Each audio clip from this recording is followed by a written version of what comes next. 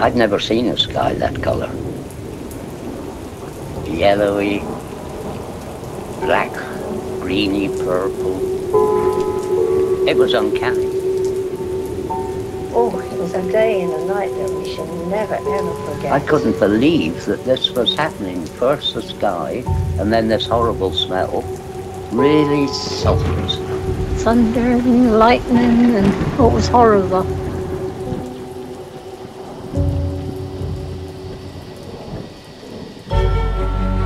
We're in very great danger from the pollution that's coming down over us.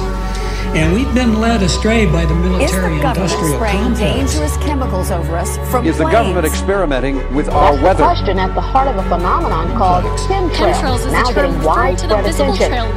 Millions of tons of toxic poisons released by planes as part of the government plot to affect climate change. The government is up there in airplanes spraying all kinds of chemicals to change or manipulate the weather, leaving what you see there, and they call that a chemtrail. Geoengineering. They say it puts poison in the soil. Tests show high levels of these chemicals in our rain and soil. Using planes to spray chemicals into the atmosphere to manipulate or control rays. And that's why health department records show a sharp increase in barium and aluminum in California's water supply. We shall propose further cooperative efforts between all the nations in weather prediction and eventually in weather control. The Army's need to know more and more about weather that surrounds this planet is a vital part of the expanded research program of atomic weapons. We all talk about the weather. The Army is doing something about the weather.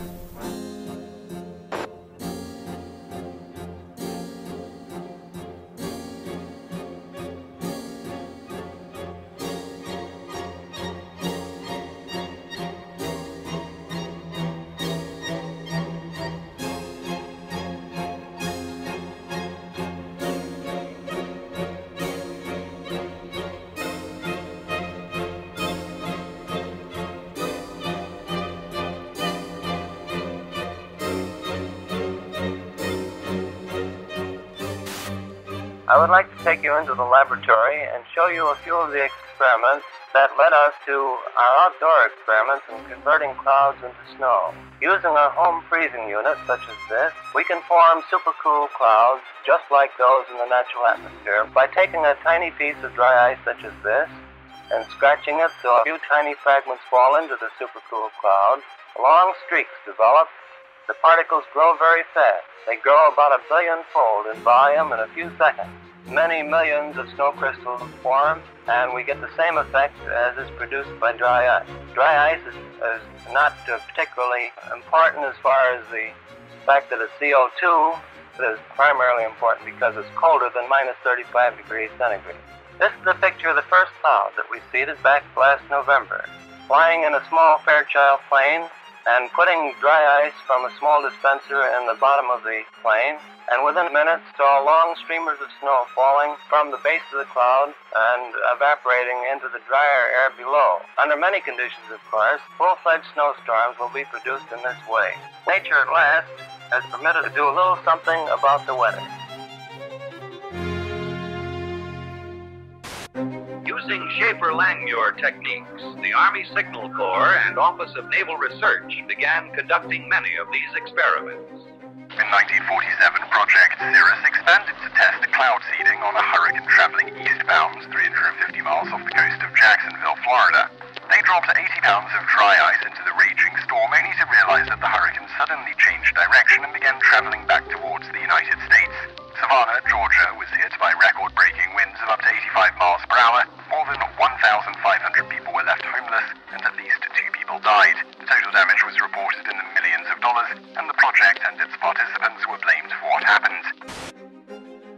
On the night of the 15th of August 1952, the worst flood in British history swept through the tiny seaside village of Lynmouth. 90 million tons of water devastated the area, killing 35 people and leaving over 400 homeless. 40,000 tons of boulders were dragged off the moors, destroying houses and cars. Reporters spoke to squadron leader Len Otley. He confirmed that he worked on Project or Operation Cumulus, which was also referred to as Operation Witch Doctor. What's more, in mid-August 1952, Alan Yates, a lecturer at Cranfield School of Aeronautics at the time, was asked to take part in cloud seeding experiments. According to Yates, the artificial rain fell over Lynmouth and washed the village into the sea.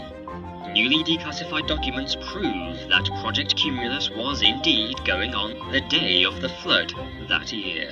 Project Skyfire, a U.S. forestry research operation concerned with the study of lightning in all of its manifestations. Project Skyfire is aimed at lightning fires in western Florida. In detail, the manner in which your work involves you in the dispersion of clouds, which happen to have some effect on, or rather bring about thunderstorms or what have you. Could you tell our audience something about that type of work? Laurie, we're conducting experiments in cloud seeding aimed at determining whether or not weather modification techniques might possibly prevent lightning fires. We carry this work on by seeding clouds with silver iodide nuclei. We disperse silver iodide from specially developed generators located either on the ground or on aircraft. Our experience has been that we can do the best job through aircraft seeding. Again, man looks to his own efforts to increase the flow of water. Since the 1946 experiments of Dr. Vincent Schaefer, we have known that some clouds can be modified through seeding to yield additional precipitation. In 1961, Congress directed the Bureau of Reclamation to begin a long-range study of cloud seeding with the aim of eventually augmenting the nation's supply of water. The program, called Project Skywater, continues at many sites throughout the United States. Eventually, if the research program proves successful, the methods learned will become part of our nation's integrated water resources program. In 1962, during the Vietnam War, American forces responded with Operation Ranch Hand. Over the next 9 years, spraying an area about the size of Massachusetts with defoliants, the most notorious being Agent Orange. Large swaths of Vietnam were left barren. Enough food to feed 600,000 people for a year has been destroyed. Despite this sudden devastation, U.S. officials said the spraying created no lasting harm. Milton Ross, a Special Forces advisor near Pleiku, has a son born without the tips of his fingers. North Vietnam charged today that defoliants have produced many instances of miscarriages, congenital defects, and monstrosities among children. The Vietnamese government insisted the cause was Agent Orange. Although that war was long ago, there is lingering anger about the United States' use of a controversial defoliant spread by American aircraft on the jungles there. An epidemic of birth defects, brain damage, and rare cancers still affecting hundreds of thousands of Vietnamese today. According to environmental studies, high levels of dioxin could still be found in the soil in certain areas and had seeped into nearby lakes. Agent Orange was a safe product when it was used in the Vietnam War, and it's a safe product today. I got something to say. I want to know how come the fascist pigs have been seeding the clouds. Right. For the last hour and a half. Airplanes going over twice with all the smoke coming out of them seeding the clouds. And I want to know, why that stuff is going down, man. And why doesn't the media report that stuff to the people, man?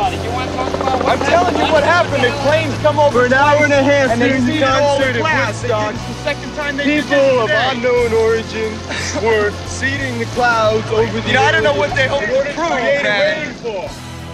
Project Storm Fury assembles a team of highly trained scientists and technicians to fly into mature hurricanes. Scientists working on the project were convinced that they could reduce hurricane devastation using a process called cloud seeding by spraying the thunderclouds inside the hurricane with a chemical called silver iodide. This would become known as the Storm Fury hypothesis. The seeding planes fly across the eye and into these clouds, seeding the supercooled water droplets from the belt of maximum winds outwards. As the silver iodide turns the supercooled water into ice, the heat released during this process causes the seeded clouds to grow and develop into a new outer eye wall.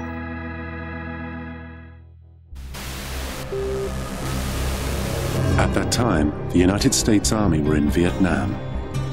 Pierre Saint-Amand was part of the team assembled in a top-secret cloud seeding operation known simply as Project Popeye.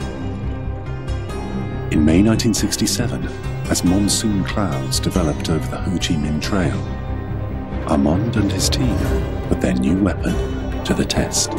We ejected the material so that it fell into the growing part of the cloud, and it rained very heavily out of it, and everybody was convinced with that one experiment that we'd had done enough. Project Popeye had opened the door to a new and dangerous type of warfare. Some said, if you control the weather, you can control the world. Military planners imagined loading the clouds with radiological, biological, or chemical agents and having them rain on demand. They could attack your enemy using the weather, but deny ever doing so. Allegations were made that cloud seeding had not only made jungle paths impassable, it had also killed thousands of innocent people. But this didn't stop governments from continuing to explore ways of modifying the weather, sometimes for highly questionable purposes. And that message calls for new frontiers, new visions.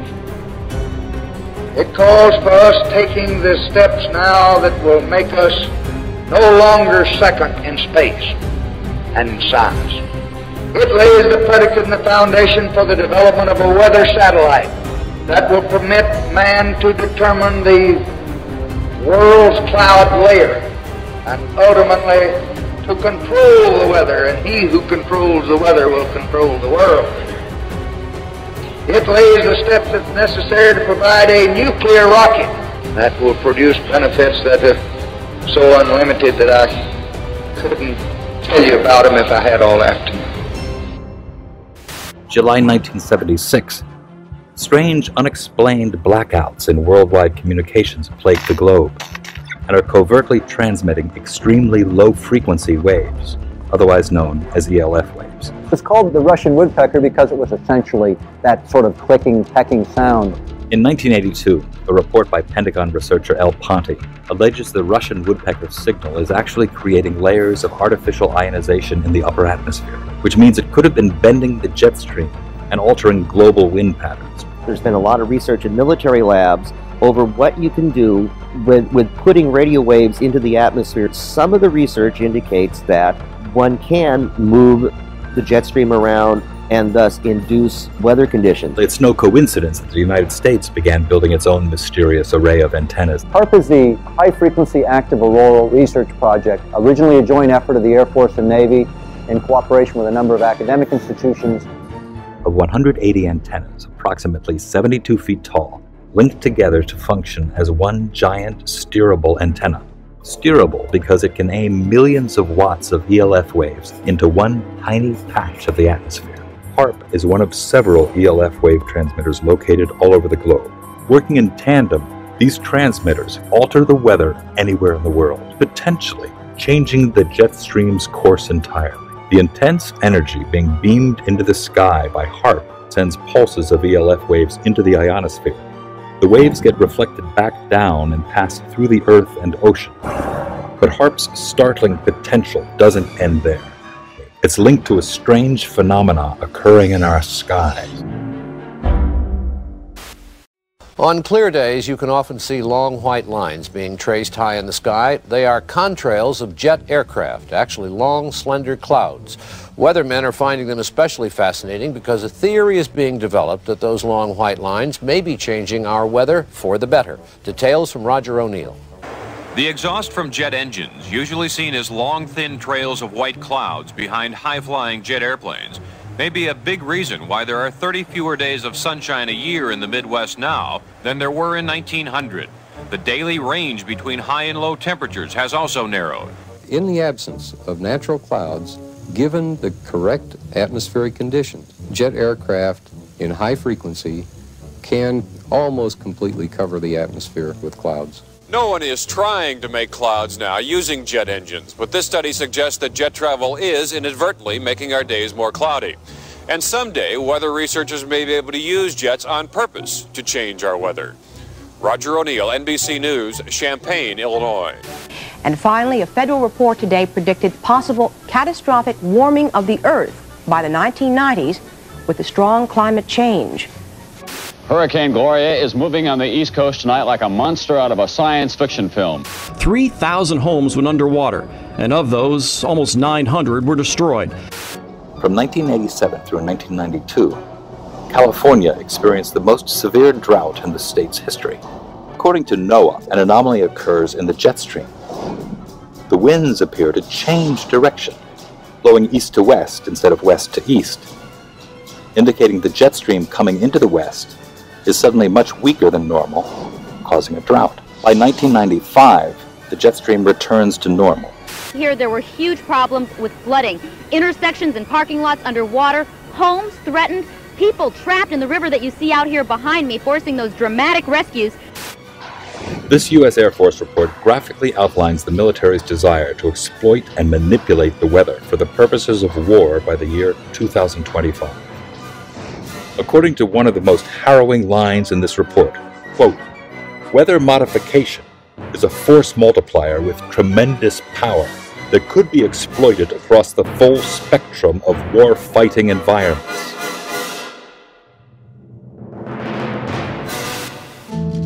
Man-made global warming is no longer just a theory about climate. It is the defining moral and political cause of our age. It is presented in the media as having the stamp of authority of an impressive international organization, from the IPCC, the United Nations Intergovernmental Panel on Climate Change, or IPCC. I've often heard it said that there is a consensus of thousands of scientists on the global warming issue and that humans are causing a catastrophic change to the climate system. Well, I am one scientist, and there are many that simply think that is not true. The final conclusions are politically driven. This claim that the IPCC is the world's top 1,500 or 2,500 scientists, you look at the bibliographies of the people and it's simply not true. There are quite a number of non-scientists. And to build the number up to 2,500, they have to start taking reviewers and government people and so on, anyone who ever came close to them. And none of them are asked to agree. Many of them disagree. Those people who are specialists but don't agree with the polemic and resign, and there have been a number that I know of, they are simply put on the author list and become part of this 2,500 of the world's top scientists. People have decided you have to convince other people that since no scientist disagrees, you shouldn't disagree either. Climate scientists need there to be a problem in order to get funding. We have a vested interest in creating panic because then money will flow to climate science. It's become a great industry in itself. And if the whole global warming farrago collapsed, there'd be an awful lot of people out of jobs and looking for work. There's one thing you shouldn't say, and that is, this might not be a problem. If you go to page 119 of the president's budget, he's anticipating generating $646 billion in new tax revenue from this bill. So clearly the president expects this bill to generate $646 billion in new taxes that even his own budget director has said would be passed on to consumers. Well, you must have been listening to our testimony that we've had for the last few days with dozens of experts that have come in who have given completely different views. Well, I would encourage you to go back and look at the testimony this committee's heard. Dude, we're talking about that can export millions of jobs out of our economy, out of our country, and testimony's been given just to those numbers. And so we're talking about a serious consequence that there would be on this country. The carbon would be emitted, but it would be emitted in China and India, and the jobs would go to China and India. Do you want to man-made global warming pollution causes global warming. It's my understanding that back in 1997, when you were vice president, Enron's CEO, Ken Lay, was involved in discussions with you at the White House about helping develop this type of policy, this trading scheme. And is that accurate? Is it inaccurate? It's been reported. I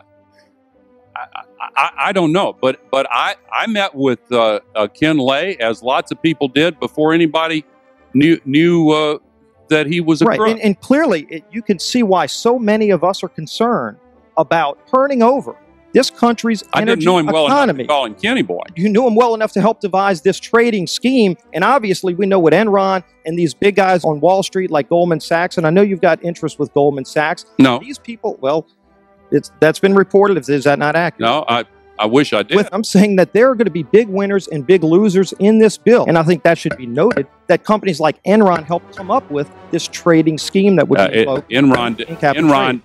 I don't know if this is true or not, that some scientists are trying to figure out a way to block the sun to try to slow down global warming. Yeah, it's a measure of the feeling of desperation that some of them feel. Are they really thinking they could do that? Well, some of them are seriously proposing, and I think it's completely nuts. Yeah. You put another kind of pollution, sulfur dioxide, up to orbit, cover the atmosphere. The sky won't be really blue in the way it is now anymore, but it would block out some of the sun's heat so that we wouldn't have to take the difficult steps to stop spewing all this global warming pollution into the atmosphere. And of course, there are a lot of problems with what they're proposing. You could actually spray sulfuric acid in the stratosphere 20 kilometers over our head and use that to stop the planet warming up in a kind of ugly tech fix. You can spray something into the atmosphere to change. Spray pollution into the atmosphere to stop it warming. How do you do this? You'd start with a fleet of modified business jets and say 20,000 tons of sulfuric acid into the stratosphere every year. And each year you have to put a little more. And this doesn't, in the long run, mean that you can forget about cutting emissions. We will need to rein in emissions. We'll get to it eventually. But in the meantime, we're shrouding the earth in sulfuric acid. So people are terrified about talking about this because they're scared that it will prevent us cutting emissions. Right, and also that it's sulfuric acid. We put 50 million tons of sulfuric acid in the air now as pollution, and it kills 1 million people a year worldwide. Okay, but it'll be better if we put more in. We're talking about 1% of that. 1% more, we're just killing 10,000 more people. You can do math. What happens to the sulfuric acid after it's sprayed? Does it just stay up there? No, it rains down, but it's a tiny addition to what we're already doing. Is there any possible way this could come back to bite us in the end? It actually turns out to be an old idea. This was known since President Johnson. You ever look at those planes up there? They have contrails behind them. Maybe all those planes with the contrails, maybe they're actually spraying chemicals into the atmosphere right now and Uncle Sam isn't telling us. Seems extremely unlikely. That the United States is not telling something to its citizens? That seems extremely likely to me. Read the newspaper. I think they might have your idea already. This geoengineering idea in its simplest form is basically the following. You could put fine particles, say sulfuric acid particles, sulfates, into the upper atmosphere, the stratosphere, where they'd reflect away sunlight and cool the planet. There's lots of mystery in the details, and there's some bad side effects, like it partially destroys the ozone layer, and I'll get to that in a minute, but it clearly cools down. And one other thing, it's fast. I guess the thing I haven't said about this is it is absurdly cheap. It's amazing how we can affect the planet. The one thing about this is it gives us extraordinary leverage. This improved science and engineering will, whether we like it or not, give us more and more leverage to affect the planet, to control the planet, to give us weather and climate control, not because we plan it, not because we want it, just because science delivers it to us bit by bit. What is geoengineering? It's really two very different things.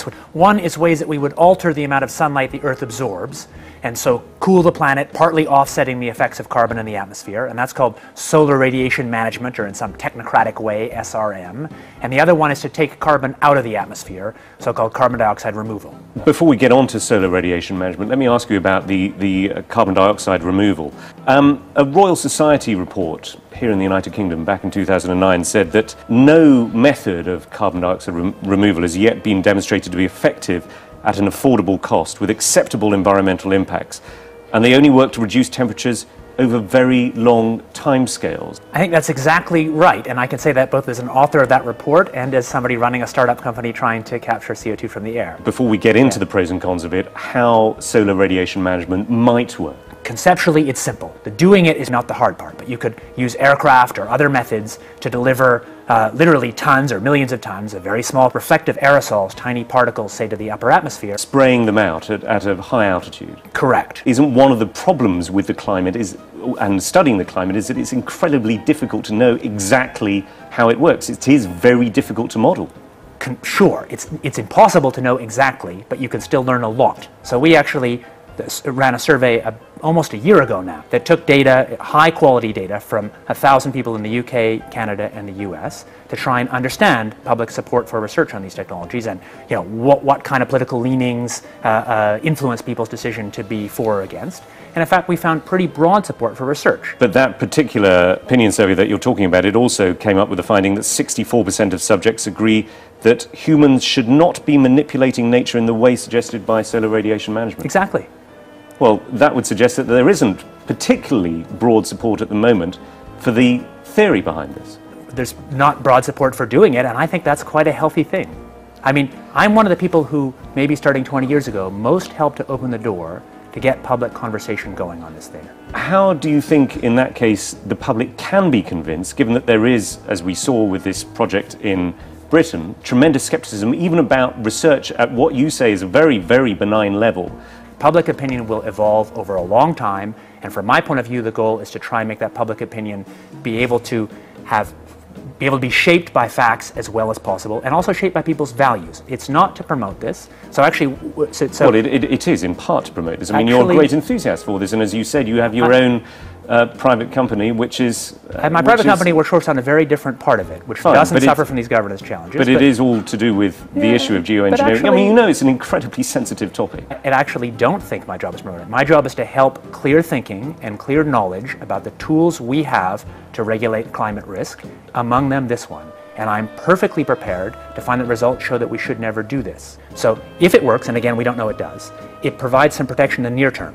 Isn't there a problem, though, that you could end up with different effects in different parts of the world? I mean, you could, for example, find that although you're reducing the amount of sunlight and the amount, therefore, that the Earth is warming up, rainfall is affected in different ways in different parts of the world. Absolutely. Essentially, the scientists and technocrats, including myself, I guess, are helping to invent a thermostat knob. But it's much easier to invent the knob than to figure out who should be in charge of it in a world with many states. No, indeed, and I want to come on to the governance, but I want to ask specifically about the science of this, which is how far can you tell whether the effects of solar radiation management are then going to cause perhaps a catastrophic loss of rainfall in a certain part of the world? At the moment, it seems to be hazy, this. I think it's not as hazy as that. So using exactly the same climate models as we've used to estimate the problems with CO2 in the atmosphere, the underlying climate problem, we've applied those same models and same techniques to look at this. And the results so far, I have to say, look pretty good. That's why we're paying any attention to it. Richard Branson himself, who owns the Virgin Airline Group, was quoted back in 2009 in the New York Times saying, if we could come up with a geoengineering answer to this problem, we could carry on flying our planes and driving our cars. Is going to cost a lot of money. And yet I mean, let's be clear here, you and your company are after Branson's money. The cheapest thing to do is to use the atmosphere as a waste dump. And if we want to stop doing that, we must have laws that restrict the ability to use the atmosphere as a waste dump. My question is, are you not concerned that you and your company, Carbon Engineering, is looking for money from people like Richard Branson? It's funded, I think, in part by Murray Edwards, who is a key figure in tar sands, which is seen as one of the dirtiest fuels on the planet. It is. Are you not slightly concerned about the people who you're getting into bed with? I'm happy to take money from serious folks who have a broad set of interests. No problem. First of all, I should say, for work on SRM, on these very high leverage technologies that have security concerns, I believe there should be no private action, there should be no for-profit action. I believe it would make sense for SRM to actually restrict or eliminate the possibility of patenting. Isn't your company involved in several patents at the moment? This is the difference. So for capturing CO2 from the air, that's an encapsulated small technology, which can be regulated by the normal laws. It's inherently expensive, so there's no risk of sucking all the CO2 out of the air because it costs so much. Any technology you have that removes CO2 will have local risks, maybe unacceptable risks, but those risks can be managed by the normal local risk management we have. So I think that I'm happy to see private action on cutting emissions by making solar power or electric vehicles or capture from air. I'm not happy to see public action on technologies with this huge leverage, like putting particles in the stratosphere. I'll tell you a little bit about some new work we've been doing, thinking about how you actually might put aerosols in the stratosphere. The novel method we've been thinking about, or it's not novel at all, it's actually exactly what happens from aircraft contrails, is that we put a condensable, a few megatons a year of sulfur would be enough to produce sort of 4 watts per square meter radiative forcing directly out of the back of an aircraft. There's a huge literature in the nanofabrication world about making fine particles from low vapor pressure gas, and there's nothing very hard in terms of aircraft engineering. If you go to aircraft engineers, and we've done this, they say that would be easy, we could do this if you want us to. We've mostly thought about sulfur, and there's a lot of good reasons to think about sulfur, because sulfur's what nature does, at least in this version of the model, is if you put sulfur in continuously, you actually get a remarkably ineffective result. Nevertheless, there might be some good reasons to think about alumina. The big deal really is that alumina has 4 times the volumetric rate as sulfur, but roughly 16 times less the coagulation rate. So you could get away, we think, with much smaller mass flux. The little picture is from a nanofabrication study, which shows you can make high quality alumina particles just by spraying aluminum vapor out, which oxidizes. So it certainly seems pretty cost effective and easy to do this with aircraft that are not very different from conventional aircraft. High class business jets like the Gulfstream have wing designs that are very efficient. So with slightly different engine choices, they can easily deliver large weights up to sort of 20 kilometers or a little higher. And you could do that by either building new versions of these aircraft or even re-engineering existing aircraft. We have engineering firms that can do it. So you go to an engineering firm and you want this done. They don't say this is hard or unusual. They say, okay, yes, we could do it. Once you realize you can make things by direct condensation from vapor, then all sorts of different compounds are possible. But it's much, much harder to actually figure out the environmental risks and effectiveness of these new methods than it is to cook them up.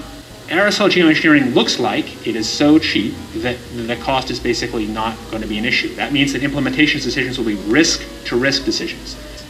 So the key factors are this is fast, it's cheap, and it's inherently imperfect. It cannot compensate for the amount of CO2 in the air. On a commercial basis, I do absolutely no proprietary commercial work on solar radiation management because I think such work would be wrong.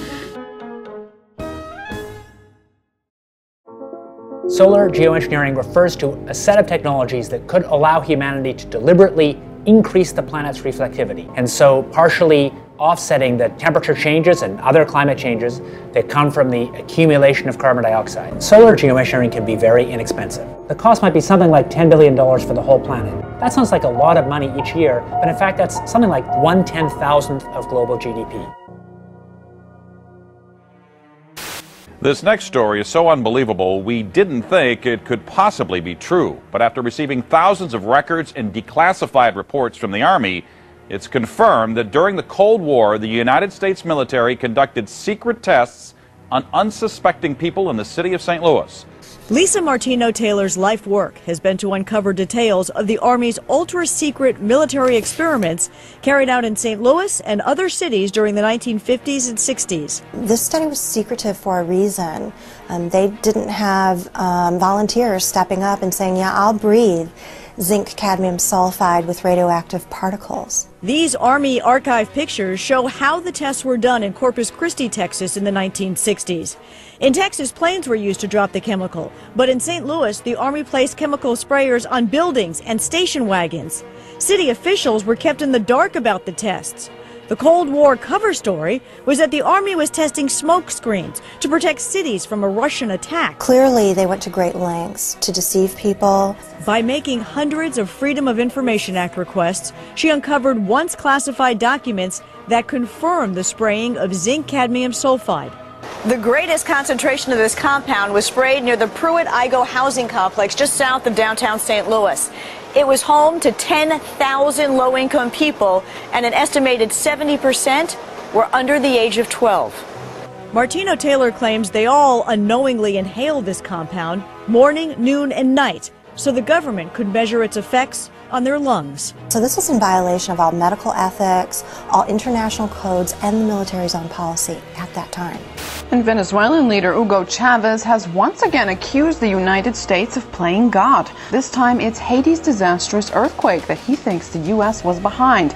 Spanish newspaper ABC quotes Chavez as saying that the U.S. Navy launched a weapon capable of inducing a powerful earthquake off the shore of Haiti. He adds that this time it was only a drill, and the final target is destroying and taking over Iran. A wild accusation from Iranian President Mahmoud Ahmadinejad. He says Western countries are causing drought in certain parts of the world, including Iran. He says They're using high-tech equipment to drain raindrops from clouds. He basically says European countries are stealing rain from Iran for their own use. You know, they were talking about climate change yesterday, and now we're learning that scientists and researchers are looking at how to change the weather on purpose. That's right. Lasers now could one day manipulate rain and lightning. That's right. Well, as Mark Twain once famously said, everyone complains about the weather, but no one ever does anything about it. Well, instead of doing a rain dance, we physicists are firing trillion-watt lasers into the sky to actually precipitate rain clouds and actually bring down lightning bolts. When you have water vapor and you have dust particles or ice crystals, you can precipitate rain. It condenses around the seeds. These seeds can also be created by laser beams. By firing trillion-watt lasers, you rip apart the electrons, creating what are called ions, bringing down rain and even lightning. I remember reading the stories that China had used this during the Olympics, that the USSR had used this after Chernobyl to create rain clouds. I mean, did those really work then? We have some of these capabilities now? Inconclusive. Even in the 60s, the CIA used this to bring down monsoons during the Vietnam War. Governments have been playing with this thing. Alleged to. Alleged to, right. Yeah. Now, we realize that for decades now, these governments have been alleged to have experimented with weather control, but nothing conclusive. We're actually using trillion-watt lasers now. They precipitate rain out of water vapor. Sure enough, you can actually bring down electricity down the beam. The bad news is, if it's a clear blue sky, it's not going to do anything at all, because it only takes water vapor that's already in the air and condenses it. However, you name it, outdoor events and agriculture and flooding and even hurricanes, all of them could be subject to weather modification. Terrorists no longer the CIA's only priority. The U.S. intel agency now investing in weather? Well, they're looking into something called climate engineering or geoengineering, which is a way to manipulate the climate to mitigate the effects of global warming. And they think that maybe this might pose a national security threat in the form of exacerbating water shortages or causing more regional instability in places like Darfur or in India-Pakistan region, in the Kashmir region. So they want to find ways of mitigating climate change, and they're investigating, are there possible ways of doing that? Okay. Scientists have been researching this have been thinking about this for quite some time. There are two general ways of engineering the climate. One is called solar radiation management, which is putting particles into the atmosphere. So like if you think of a volcano explodes and it releases particles and that cools down the planet. So that's one way. You can put a balloon up in the atmosphere and spray particles. And then another way would be to possibly bring down carbon dioxide out of the atmosphere in a process called carbon capture and storage. They're basically funding research by the National Academy of Sciences. Okay, so the CIA is not trying to control the weather. We've tried that before and it doesn't really work, but they're trying to impact climate change. They want to have a lot of tools in the arsenal in case climate change is as bad as some scientists believe it is. They want to have a way of mitigating it. You told one of our producers at this point it's pretty doubtful this is a viable terror threat right now. I don't see I don't see the CIA. Yeah, I don't think that it's going to be an immediate threat. It's definitely something that's going to be a long-term, decades down the line sort of thing. Well, there you go. Another example is the array of technologies, often referred to collectively as geoengineering. One that has gained my personal attention is stratospheric aerosol injection, or SAI, a method of seeding the stratosphere with particles that can help reflect the sun's heat in much the same way that volcanic eruptions do. An SAI program could limit global temperature increases, reducing some risks associated with higher temperatures and providing the world economy additional time to transition from fossil fuels. This process is also relatively inexpensive. The National Research Council estimates that a fully deployed SAI program would cost about $10 billion yearly. Now, I could go on and on and on and on about the things that fascinate me, but rather than talk about them, I thought I'd stop here. Yeah, thank you, Senator. The Air Force has gotten great value out of HAARP in the past. We took it over from the Navy and managed it and actually did a number of experiment campaigns up there and have finished our work that we're interested in doing up there. We've moving on to other ways of managing the ionosphere, which the HAARP was really designed to do, was to inject energy into the ionosphere, be able to actually control it.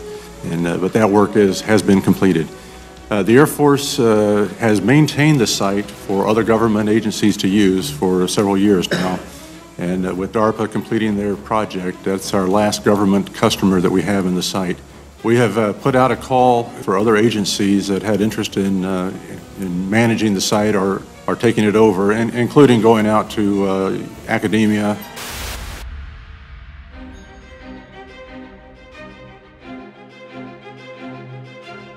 International corporations are modifying our weather all the time, and they're modifying it in ways that cover thousands and thousands of square miles. Programs are impacting microclimates needed for our crops to survive and needed for pollination. The other issue is that a lot of times we're talking about mitigation for climate change. It's rather an undefined term at this period of time. And so what happens is that many times we're talking about artificially putting chemicals like sulfur or particulates into the atmosphere in what they call geoengineering schemes to reduce, supposedly, global warming. And if you take and you put up into our skies chemicals to reduce the amount of sunlight reaching the earth, you are going to begin to reduce crop production. Without the process of photosynthesis, whereby plants from direct sunlight gain the energy to grow, to produce crops, we are going to find ourselves, if we mitigate in that direction, impacting the crop production not only here in the United States, but worldwide. What you're seeing now, a lot of times many scientists know, especially at NASA and in other areas, that the skies that we're seeing are not normal cloud formations. These are man-made. In California, the State Department of Health drinking water tests were examined between 1970 and this year, and we found unusual spiking in barium, aluminum, strontium, manganese, and all of these spiked at the same time in various drinking water supplies across the state of California and also in Arizona. So what's happening with these atmospheric tests is that aluminum, as one example, gets into the root systems of our trees, and it looks like the trees are dying of drought, but they're not. Many of our forests in Redding, California and other areas are dying from warmer temperatures produced by persistent jet contrails, also impacting tree health and crop health. They know from scientific studies back in the 1970s that they deplete beneficial ozone in the atmosphere by releasing nitric acid. The death dumps, otherwise known as chemical trails, are being dropped and sprayed throughout the United States, in England, Scotland, Ireland, Northern Europe, and I have personally seen them not only in the United States, but in Mexico and Canada. Birds are dying around the world. Fish are dying by the hundreds of thousands around the world. This is genocide. This is poison. This is murder by the United Nations. This element within our society that's doing this must be stopped. I personally have observed the planes in Lincoln, Nebraska at the Air National Guard. They have no markings on them. They're huge, bomber-like airplanes with no markings. This is a crime. Crime against humanity, crime against America, crime against the citizens of this great country. What is wrong with Congress? This has an effect on their population and their people and their friends and their relatives and themselves. What's wrong with the pilots who are flying these airplanes? They're dumping this crap, this poison, on their own families. Somebody in Congress has to step forward and stop it now. Thank you. I'm Ted Gunderson. I conducted air sampling, I conducted soil sampling, and I was getting high levels of these contaminants. When I started asking the question again under a new commander, I never in my life thought I would have somebody look me in the face and tell me, "Is there something wrong with you? You've been looking really depressed lately. You know I can put you under mental evaluation for up to 120 days. Who would take care of your daughter?" Because I was divorced at the time. As soon as I heard that, I knew. It validated everything I ever thought.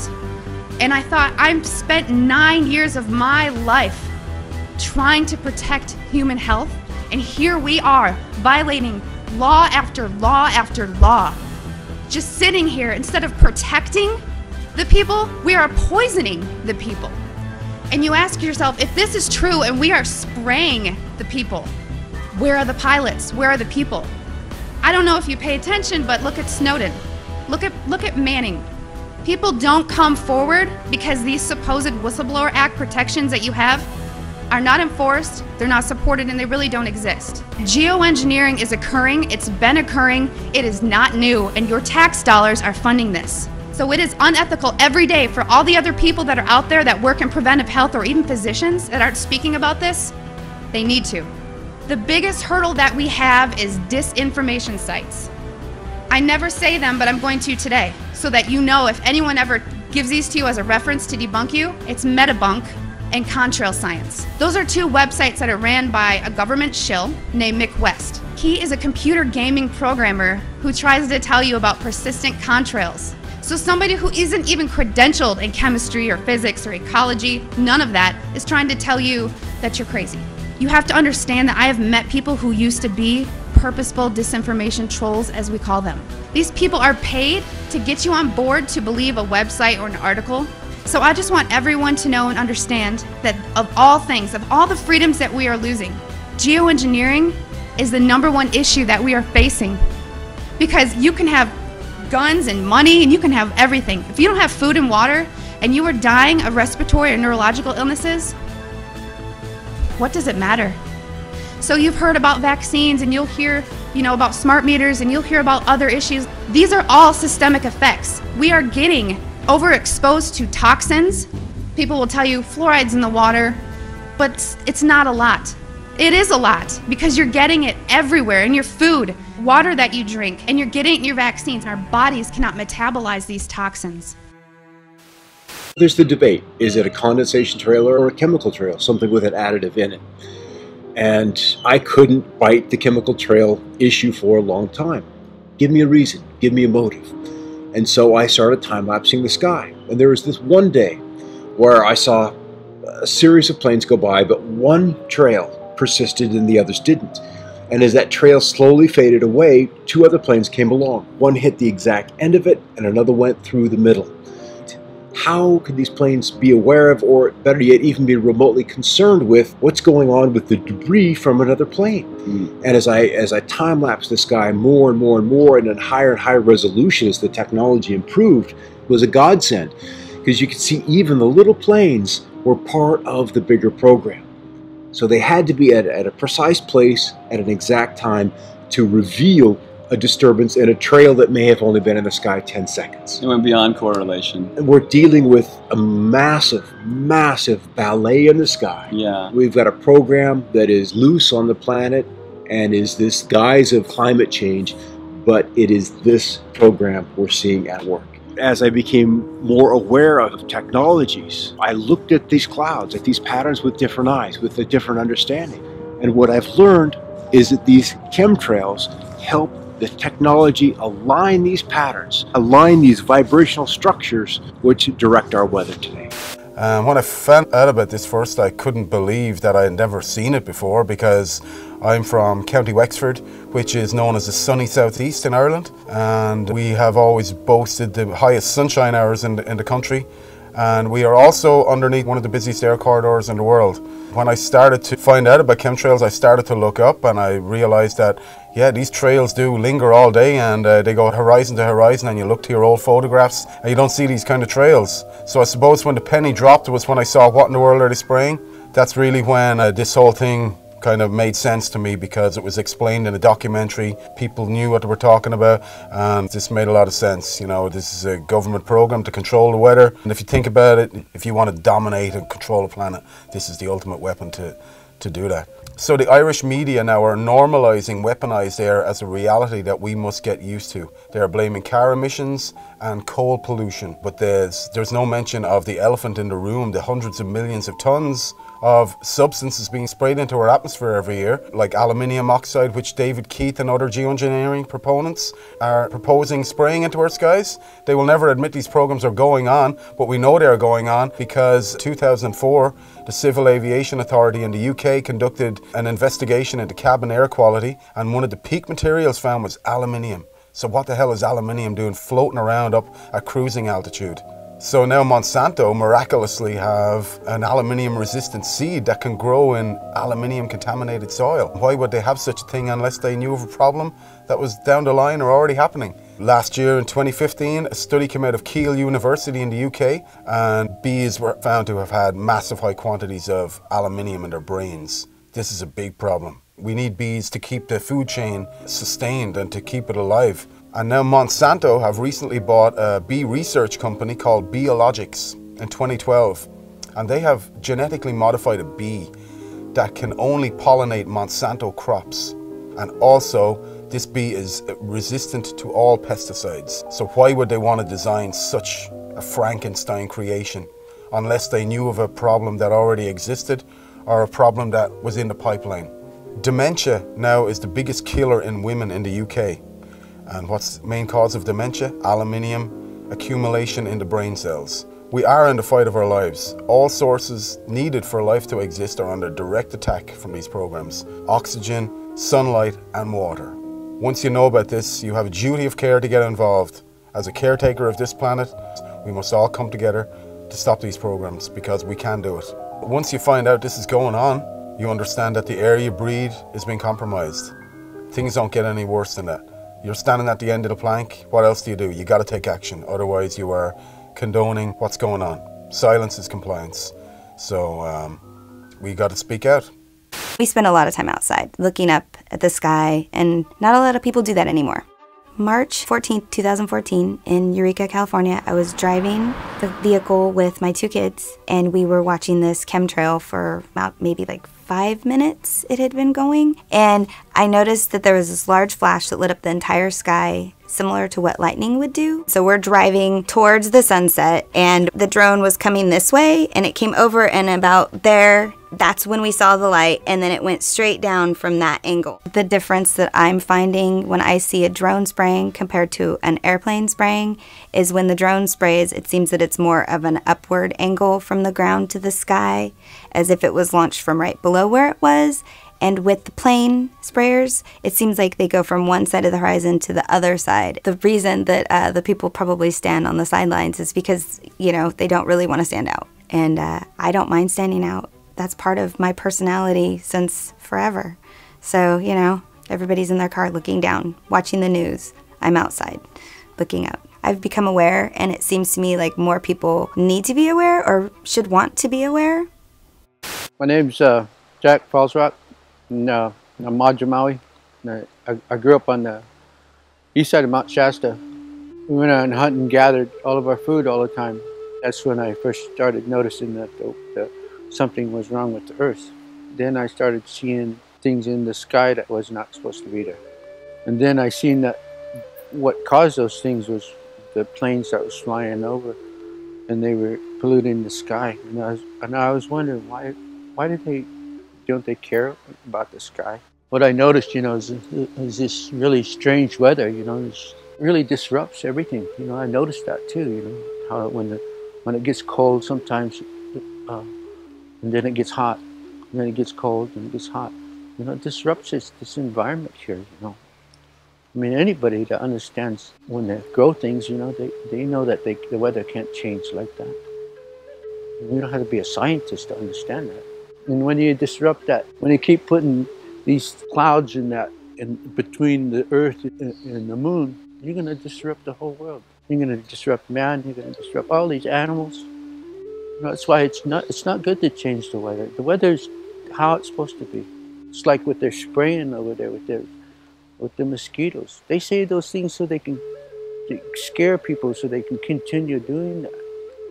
You know, and that's all they do is scare these people so they can, oh, we gotta do this, we gotta do this.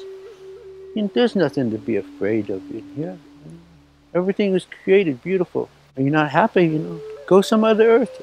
Go over there. You know, get on your plane and go somewhere else. You know. They stop spraying the chemicals. We can heal. We will heal ourselves just like the earth will heal. If they stop those, if they stop the chemicals before it's too late. And people really begin to understand, you know, really understand. I know that people accept the sky the way it is now because they're so used to it. And it's really sad. We should stop using all the chemicals that we use. And trying to control the things that we shouldn't even control. Quit using the chemicals. Quit using the chemicals in the sky. You're going to wake up one morning and you can't breathe, then what are you going to do? We have freedom of information in both British Columbia and Canada.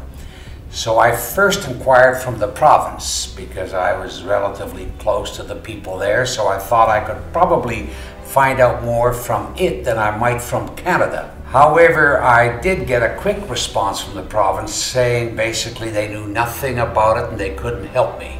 It took a long time for me to get a response from the federal government. I requested the information through the Freedom of Information legislation in about 2013, I think it was. And it was 2014 in March when I finally got a response. I got 47 pages, of which 10 were blanked out completely, and 6 or 8 had comments, this information cannot be provided for you under section whatever of the Freedom of Information Act.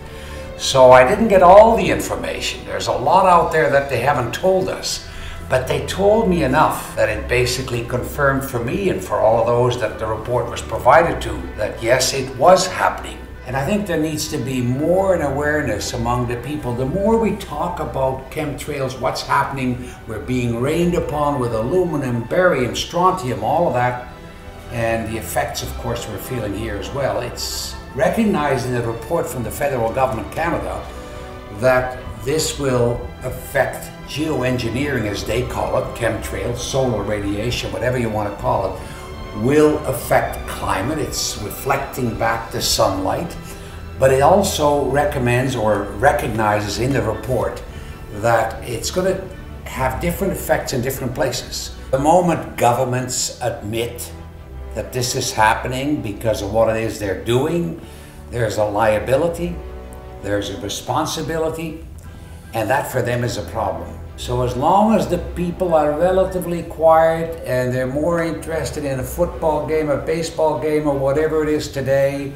as I said earlier, create an awareness. And I point to the sky every time I see the chemtrails, and whomever with me will know that those are chemtrails.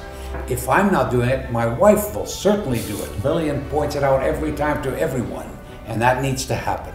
I guess for the most part, the populace still thinks that governments can't do that to us. It's impossible that it's happening. If the government came out, or the bureaucracy or whatever came out and said, we're very involved in genetically modified foods, or we're creating chemtrails, which means that you're being rained upon with aluminum or whatever, that would probably not go over too well. That would be politically very unpopular. You would have an outcry, you would have a protest, you would have a mini revolution. So they're going to try and keep it down as much as possible. You're not going to see a whole lot of politicians or bureaucrats jumping on it. The pressure is going to have to continue on. There's got to be a lot of it. It obviously, the result will be enormous public awareness. Once aware, they're going to fight it. They're going to be on our side. We're going to be together on the issue. That's important. I first got into chemtrails when I had some solar panels fitted onto my roof, and I noticed on the days that the sun was out, it was great, 4 kilowatts, happy days.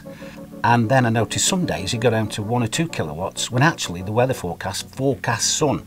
I'd never taken much interest in the weather until I was earning money out of it.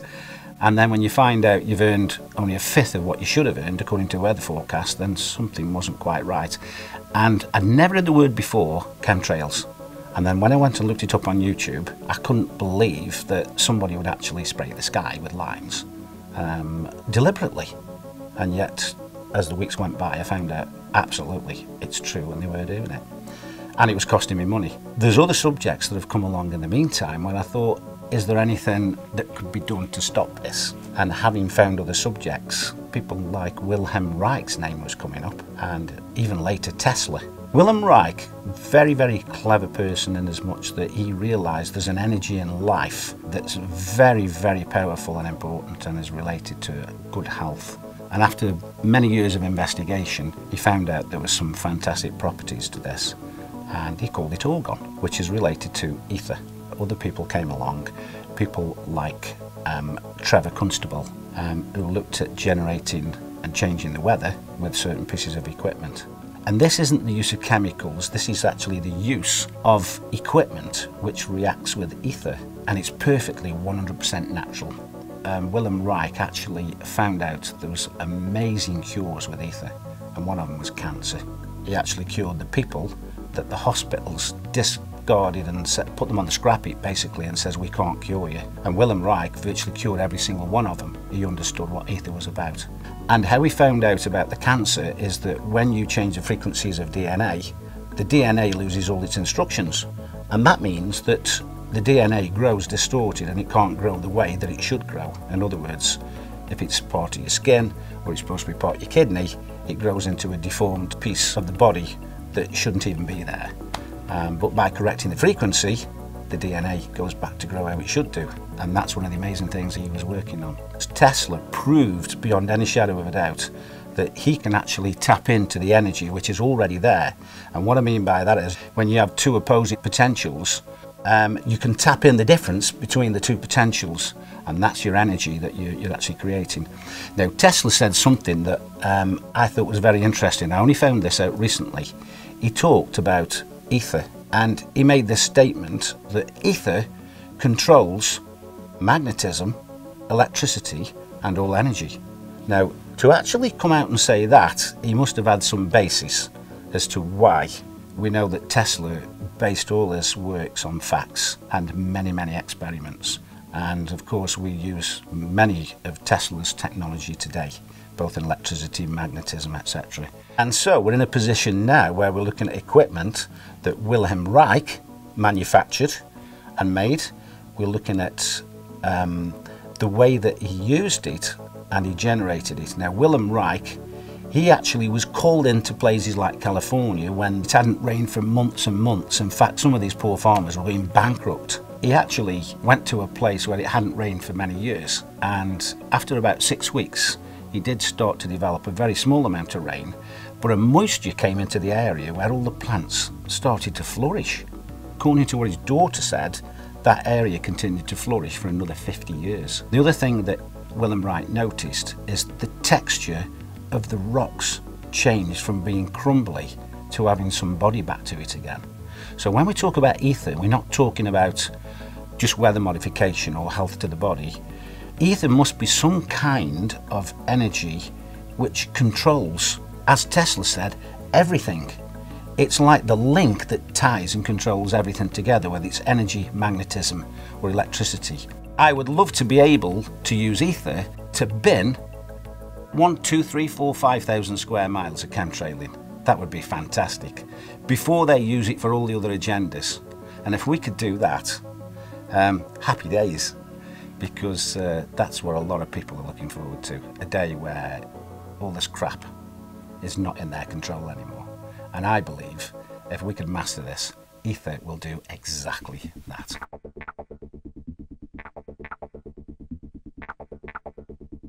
Tonight we're going to talk about this. We're going to talk about this sickness behavior. We're going to talk about why people are having these problems. We're going to talk about how the trails are affecting us, because they are now.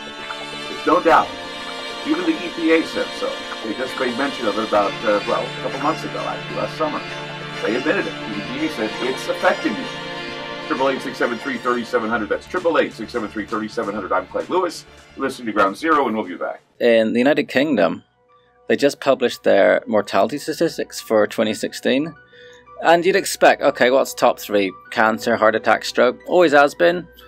Number 1, dementia. Number 1. Which of course includes Alzheimer's, which is caused by aluminum. They found carbon nanotubes in Parisian lungs. In Turin, half of the children had severe DNA damage from nanoparticulates.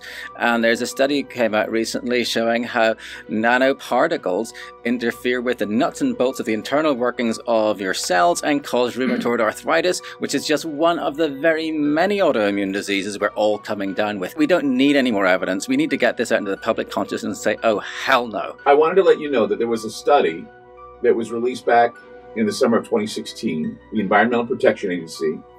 They declared that emissions from jet engines endanger the health of human beings and the environment. They pointed out they were investigating the possibility that lingering contrails, this is what they called them, lingering contrails contribute to dangerous heat waves, more powerful storms, lengthening of fire seasons, and other dangerous consequences.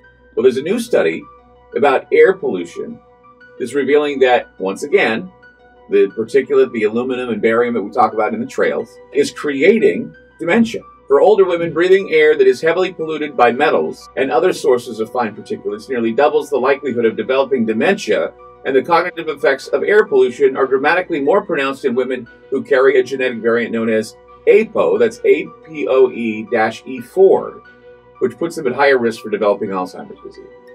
There are so many things going on, and it's because these nanoparticles are disrupting the workings of our cells. Our bodies attack ourselves and it goes nuts. But just concentrating on what's being sprayed is only half the story. The electromagnetic aspect of this is devastating. The Russians were using the woodpecker program back in the 80s. They could change it right here. Yeah, because it's very long wavelength. It travels a very long distance. And it's such simple technology. Our body's resonant frequency is 5 hertz. All you have to do is just point that at someone and it's, yeah, if you pick someone up and shake them at 5 times a second, they'll fall apart. There's so much research on the cognitive, physiological, and other effects of electromagnetic radiation on our bodies and our minds. And, you know, put a burrito in the microwave, you know, it does something. You'll often find you just be going about along with your day and then suddenly, like, bam, you're extremely tired, you just have to sleep. And you'll find a lot of people at the same time will have those things. You'll have people getting similar, like, muscle spasms in different parts of the body all over the place. I mean, it's full spectrum warfare. I mean, the electromagnetic, the spraying, all these sort of things. In Scotland last year, between 2014 and 2015, the death rate from respiratory failure went up like 14% in 1 year. That's statistically significant. I mean, why aren't they asking, why, you know, is this massive jump? Italy's death rate overall went up 11%. This is carnage. So when you're looking at the spraying, it could be private contractors doing it, Sure. weather modification, it could be a number of things that they're doing. Geoengineering, of course, Matt, you know, he was the one that introduced me to the idea of geoengineering being used and doing the studies of geoengineering. That's what we talked about last time you were on the program. Well, you heard that now the bees are an endangered species. Exactly. I was reading about that the other day, that they now have made them an endangered species, and that's frightening. Because I mean, before we had the, what would they call that, hive... colony collapse disorder. Yeah, colony collapse disorder.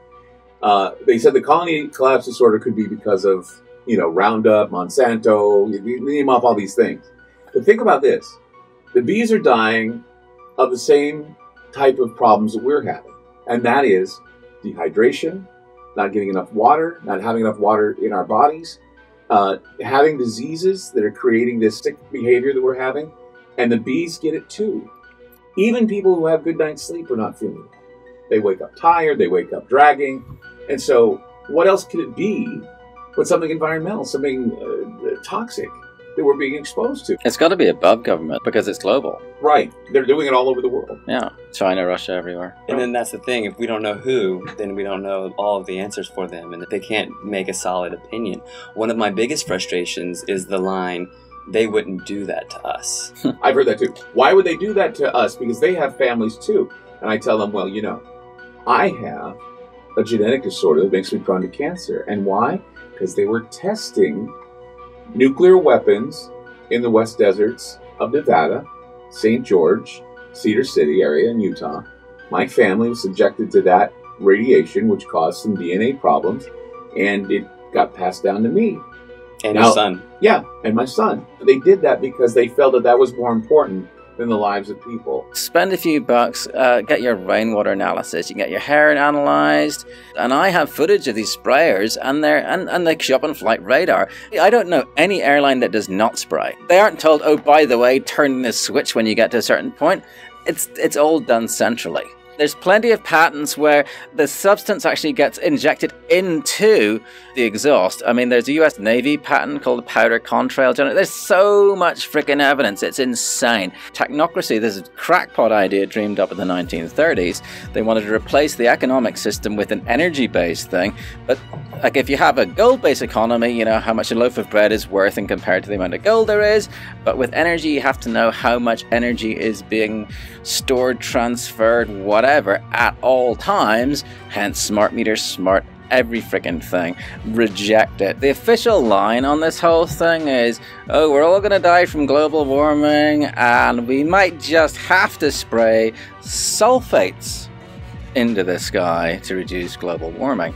David Keith, Ken Calder and Alan Roebuck are the three main guys who go out to do this stuff. They'll only talk about sulfates, but their own papers say actually sulfates don't work. They stick together, they fall out of the sky. Instead you got to use nanoparticulate aluminum, barium, strontium, magnetite and so on. And this character David's research, according to US Code 50 section 1520A, I think, it's legal to spray chemical and biological warfare on a civilian population as long as you call it research. So it's banned as warfare, but you can do it in your own populations. So I think all the spraying is generally done by people's own militaries. What they're doing is they're establishing a geoengineering governance regime. It's a self-proclaimed regime. They asked for papers to identify things like, should we even involve the UN? Should we take into consideration human health impacts? What role will public perception and opinion play while we establish this solar geoengineering governance regime? Self-titled regime. So Patrick and I, we independently submitted papers. I hired a PhD. My paper delved into the human rights aspect, that we have the right to environmental decision-making participation.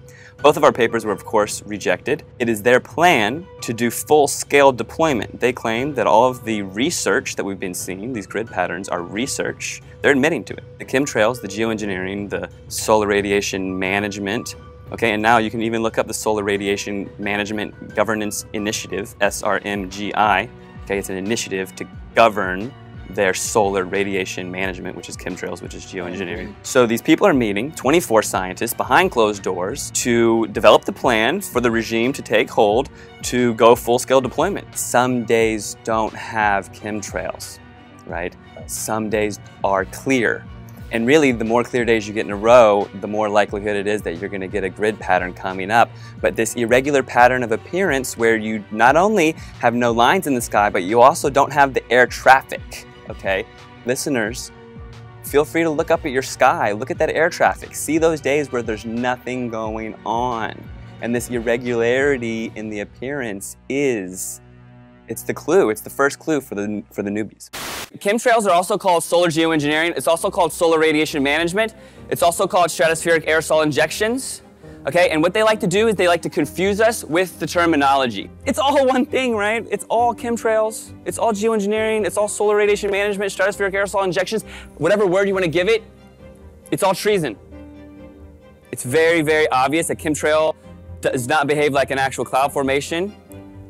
It forms out and fades into a milky haze, all right? Irregular pattern of appearance, the number of trails seen simultaneously at a given time. When you're sitting out there and it's a normal day and then all of a sudden a dozen planes show up and grid the sky, whereas you've seen 3 planes all day, something is going on there. That's it. It's that simple. How come all of a sudden all the planes show up at once and zigzag the sky? We got broken trails, all right? Things are going on where they're mixing chemicals in the sky. They're using the atmosphere as a laboratory. That is a quote from NASA. Using the atmosphere as a laboratory. Okay, the exhaust is often coming where the engines are not. Okay, this wakes the people up. In 1983, we had 50 companies, right? 90% of the media. 1983, 50 companies encapsulated the 90% of the media. Now it's been consolidated down to 6 companies. Those 6 companies are owned by just a couple families. Everything is controlled. They hand a script to the entire nation. And your local broadcaster is reading something that was planned to build your mental construct to control the way you think about everything. A child's happiness is priceless, especially on a birthday. A child's happiness is priceless, especially on a birthday. A child's happiness is priceless, especially on a birthday. A child's happiness is priceless, especially on a birthday. Well, a child's happiness is priceless, right? Especially on a birthday. A child's happiness is priceless, especially on a birthday. A child's happiness is priceless, especially on a birthday. A child's happiness is priceless, especially on their Civil society actors that, quote, manifest the will of the public. They call these astroturf because almost everything has been co-opted. They contemplated how they were going to convince us that we need solar geoengineering to block out the sun. They say society is lousy at strategy, but we are not. A few suggested that to shift the conversation in productive ways, geoengineering will be characterized publicly as a terrible choice. We'll start the conversation by introducing them this problem, and we'll tell them that it's a horrible idea. Problem, reaction, solution. So here they come out immediately. Geoengineering, a horrible idea. Geoengineering climate fixes could harm billions. During this short time frame, Forbes magazine, Washington Post, chemtrails are not real, showing a picture of chemtrails. So if you're new to this, you're being educated by your trusted news sources, okay? And they're telling you there's nothing to see up there, don't worry. But wait in 6 months, they're gonna tell you they've got a cure for global warming, and it's identical to what they have proven to you does not exist. Geoengineers to spray sun-reflecting chemicals from a balloon. They think that we're so dumb that we see the lines coming out of the planes, we see these rare halos going around the sun, and then all they have to say in the newspaper is, well, we're gonna use balloons, don't worry. Geoengineering gets green light from federal scientists, 2017. March 25th, we've got new clouds for you, 12 of them. 12 new clouds? And how does this correspond to this entire agenda push? And the name for these vapor trails, Homo mutatus, which literally means man-made. The World Meteorological Organization has decided to add 11 new cloud classifications. That's to their international cloud atlas, and this is a big deal because it is the first time they've added anything in 30 years. Forget being on cloud 9, we are on cloud 12 because that's how many new types of clouds have been added to this historic update coming from meteorologists. I'm a little biased, right? Exciting stuff, guys. All right, so the new types include the Volatus or roll cloud, which has been designated as a whole new species. You can see it gets its name from this long horizontal tube-like shape. Next one up, we have the cavum, or the hole punch cloud. This big circular gap is sometimes caused by aircraft taking off and landing. Very easy to see, right? Makes sense there. And we also have the Spiritus. These are gorgeous. It's actually my favorite. It's kind of looking like it waves while you're underwater. I mean, these are actually beautiful. I mean, check these out. And then finally, we also have the big surfer waves of the Fluctus cloud. So beautiful, right? There's just a sample of the new additions that we have. Meteorologists, sky watchers, daydreamers, we're all geeking out, guys. The meteorologists are all part of that same program. They're all getting handed a script and they're told to read it and they have no choice. And already it's time for governance, okay? This is something that they just shoved down our throats for the past few months, and they say they're gonna be doing it in the future, and they say don't worry that it's not real 6 months ago. Now they're already talking about how are they gonna govern it. They're pushing this agenda full speed ahead. They're already talking about how to govern something that we're still slowly waking up to, that they're going to be doing it to us publicly. This very small group of globalists claim that they have the exclusive rights to saving us and that we don't get it and they do. This is all of our skies. This is all of our air. This is our children's future. Everybody is involved here, all right? There was a time when people got pissed and they did something about it and they made things change, okay? They know that they can program you through social media, okay, and we can't let that happen. It's up to us to carry this information forward. It's up to us to be the change. And if we don't do it, we're not gonna have any sun. Thank you.